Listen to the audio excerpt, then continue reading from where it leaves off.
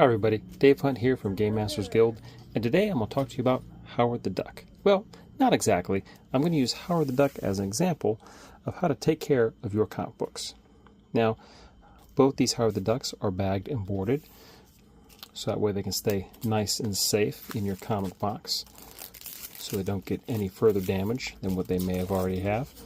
However, the difference between this one and this one, you can already see that this bag and board seems to be larger than this one. Now, there are different ages of comic books. There are Golden Age, Silver Age, Bronze Age, Copper Age, and Modern Age. And I'm sure there'll be different ones later on.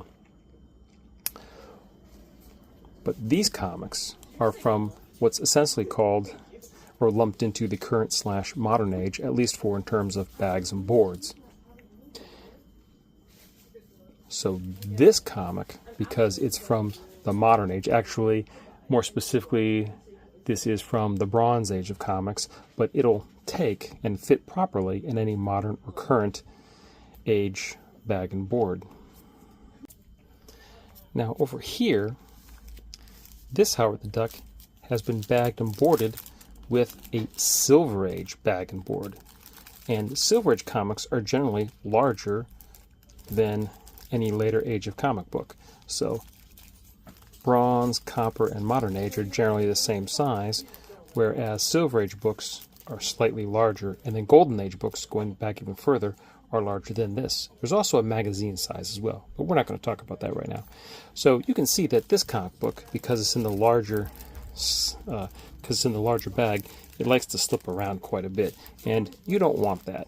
So the best thing to do is to get this comic book. I mean, this will work okay, and I've had lots of these in my collection because I get collections, and sometimes, there's some books that I keep for myself, or I find them from other dealers, and I buy them, and they're bagged and boarded in the Silver Age size, even though they're technically a smaller format comic book. Now, it's not great, but, they're sitting upright in my comic box. It probably doesn't really matter, and I think some dealers probably just grab a bunch of Silver Age bags and boards so that way they don't have any problems bagging and boarding their comic books. They don't have to keep switching back and forth. But really, ideally, you want to get this book out of here and get it to an appropriate sized bag and board. And that's just me personally.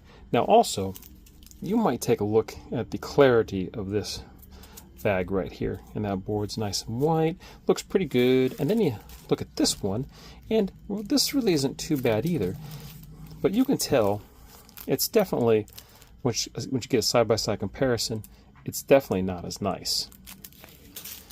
But even the front still looks pretty good, and any shading or color difference could be from the comic book itself. However, over time, these do degrade. Now, here's an example of some nice, clean sleeves. And there's quite a few here. I've used some of these sleeves, but, there's quite a few. And look how nice and clean and clear they are.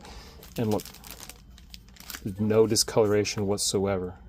These are really nice. These are brand new sleeves. Now, if you look at this sleeve right here, this one, you can see it's a little more frosty. It's not very clear at all. Here, let me get another sleeve here to compare. There we go. Here's a sleeve to compare, and you can already see the difference between this one, look how nice and clear that is, versus this one where it's very milky. Now, you might think, well, Dave, that's not terrible. Okay, it's not terrible. So here's another old sleeve. Here's another old sleeve. Here's a whole bunch of old sleeves. Look at all that yellowing. That's gross. Now, they could be from a smoker's house, but let me check. Nope, they're not. You'll definitely be able to tell if your comics came from a smoke-filled home, because even bagged and boarded, they can still pick up those smells.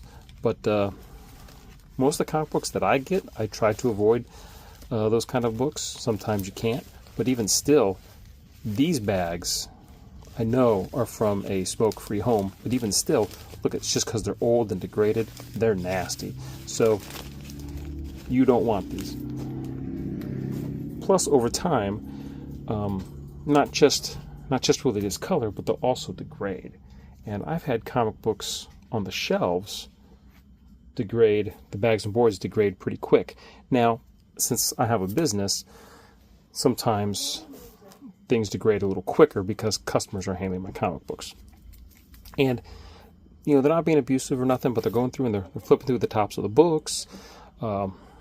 And of course, there's the UV lights shining down directly, or not the UV lights, but my big fluorescent lights shining down directly on the comic books from above. And even though they're all standing upright and the light's only affecting this top part, look what can happen. That whole top section can degrade. So even though it's in a bag and board, and this doesn't look too bad, it's not terrible, but look at the top.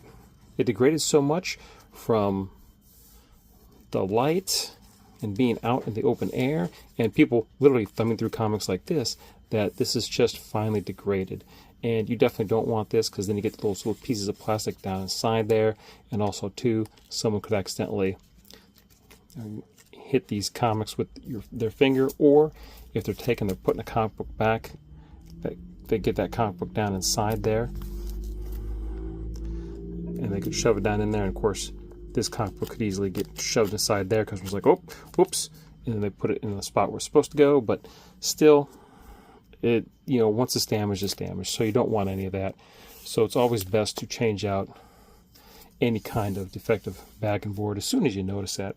And we just got done pulling a whole bunch, and we found even some more. So we got to go through and pull these and either make them into grab bags or just re-bag and board them.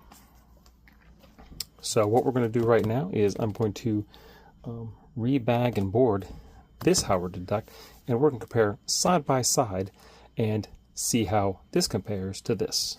Now let's take a real quick look at this one. There we go. Not too bad.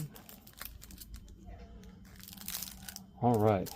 So now let's go ahead and I'm going to get another bag and board for this Howard Duck, re-bag and board it, and we're going to take a look and see how it looks.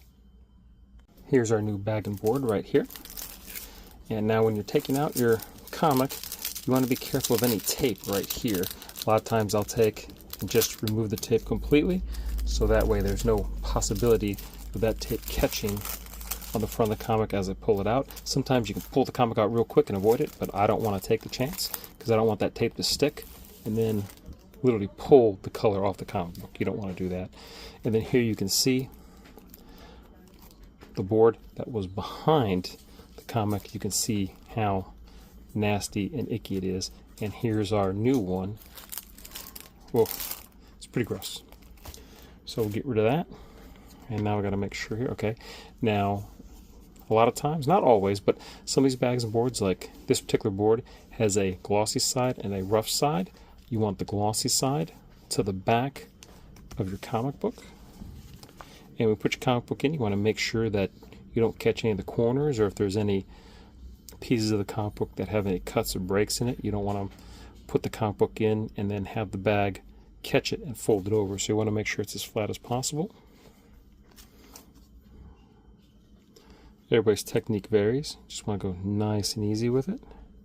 A lot of times I'll come in with the open side of the book and put the spine in last.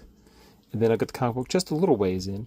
And then I'll flip it over to see how the front's doing. Not too bad. I'm just going to kind of, whoops, slide it on down. I go nice and easy, whoops, just to make sure I'm not unnecessarily hard on the comic book. There we go. And I am going to real quick put some tape on the back of this. Now, some of my personal books I've been using painter's tape as of late, because I like the painter's tape because it's easier to get on and off from these bags. But right now I'm just going to use some regular Scotch tape because that's what I have. Plus, I'm unlikely to be opening this anytime soon. Okay, so let's take a look at the back. Nice, clean, clear. Look at that. Looks really good.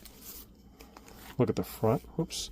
Little extra space. Tap, tap, tap. There we go. Space at the top. You're inevitably going to have some extra space at the top. And look at that. Now both of them look real good. Fits nice and even. This is our first one that was already bagged and boarded really properly. And here's the second version of that Howard the Duck. Look at that, looks very, very nice. There we go. And that right there is one of the many ways that you want to take care of your comic books, by having the proper fit for your comic book. Now again, if you were to buy a Silver Age bag and board and put a smaller current age comic in there, it's not terrible. Plus some people I think do it because it's just more convenient, because sometimes some of these older books, even though they're from the 70s and up, sometimes they got a spine roll. It's the only copy you can find, which makes them, a little misshapen, and sometimes they won't fit in the modern or current size bag. So sometimes you actually have to put them in a slightly larger bag and board, which means Silver Age typically. But as long as it's kept nice and preserved, then you're going to be fine.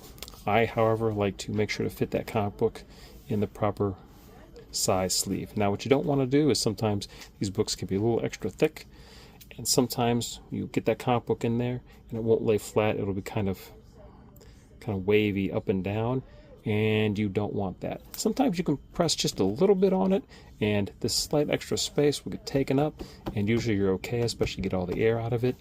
But a lot of times you start sliding that book in, you'll notice almost immediately that's not fitting in there flat. You just want to pull it right out and definitely get a bigger sleeve and a larger board for it. Well, that's it for right now. That's my take on keeping your comic books nice, and I'd like to thank Howard the Duck for helping me out for this episode. Thank you very much for watching.